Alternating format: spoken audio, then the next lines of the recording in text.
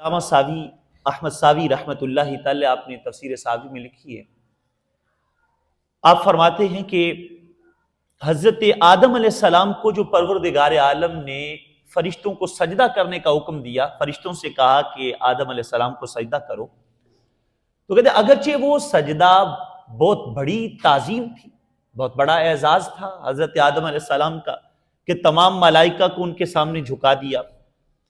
لیکن کہتے ہیں اس سے بھی بڑی شان اور بڑا مقام آقا کونین پہ درود و سلام کا ہے۔ سبحان اللہ۔ وجہ یہ ہے کہ اس سجدے میں